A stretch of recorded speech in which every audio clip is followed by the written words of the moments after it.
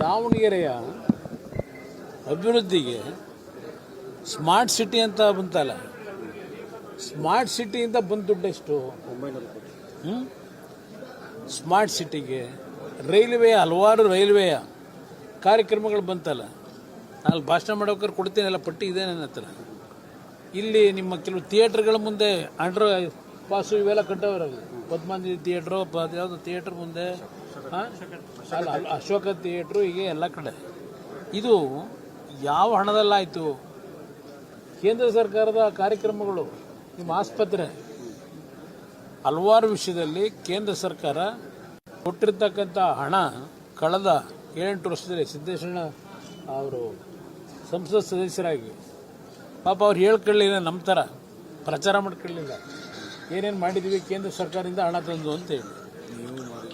ಅದು ಪಾಪ ಆ ಪ್ರಚಾರ ಇಲ್ಲದೆ ಇಲ್ಲಿ ಬೇರೆ ರೀತಿ ಪ್ರಚಾರಗಳು ನಡೆದೋಯ್ತು.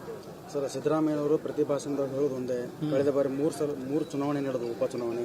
ಅದರಲ್ಲಿ ಇಬ್ಬರು CM, ಮಾಜಿ CM ಮಕ್ಕಳೇ ಗೆಲ್ಲಿಲ್ಲ. ಅಯ್ಯೋ, ಉಪಚುನಾವಣೆ ಹಲವಾರು ಚುನಾವಣೆಗಳು ಫಲಿತಾಂಶಕ್ಕೆ ನೋಡಿದ್ದೀವಿ. ಅಧಿಕಾರ ಇದ್ದಂಥ ಸಂದರ್ಭದಲ್ಲಿ ನಡೆದಂಥ ಉಪಚುನಾವಣೆಗಳಲ್ಲಿ ಆ ಅಧಿಕಾರ ಇರತಕ್ಕಂಥ ಪಕ್ಷದವ್ರಿಗೆ ಗೆಲ್ಲೋದು ಸರ್ವೇ ಸಾಮಾನ್ಯ. ಈಗ ಉದಾಹರಣೆಗೆ ಈಗ ನಾವು BJPದೇ ತಗೊಳ್ಳೋಣ. ನಾವು ಅವರು ಹೊಂದಾಣಿಕೆ ಮಾಡ್ಕೊಂಡಿದ್ದೀವಿ. KR ಪೇಟೆ ಉಪಚುನಾವಣೆ ನಡೀತು. KR ಪೇಟೆ ಉಪಚುನಾವಣೆಯಲ್ಲಿ BJPಗೆ ಇದರಲ್ಲಿ ಗೆಲ್ಲಕ್ಕೆ ಸಾಧ್ಯವೇ ಇಲ್ಲ. ಆ ಕ್ಷೇತ್ರ BJP ಅಭ್ಯರ್ಥಿ ಗೆದ್ದರು. ಶಿರಾದಲ್ಲಿ, ನಿಮ್ಮ ಪಕ್ಕದಲ್ಲೇ, ಇಲ್ಲಿ ತುಮಕೂರಲ್ಲಿ BJP ಅಭ್ಯರ್ಥಿನೇ ಗೆದ್ದರು.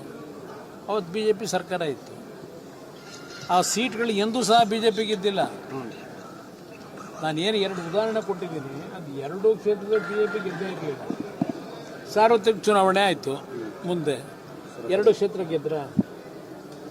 ಈಗಲೂ ಅಷ್ಟೇ ಪಾಪ ಅವರು ಯಾವುದೋ ಭ್ರಮೇಲೆ ಮುಂದೆನೂ ನಾವೇ 2028 ನಾವೇ ಏನು ಹೇಳ್ತಾರೆ.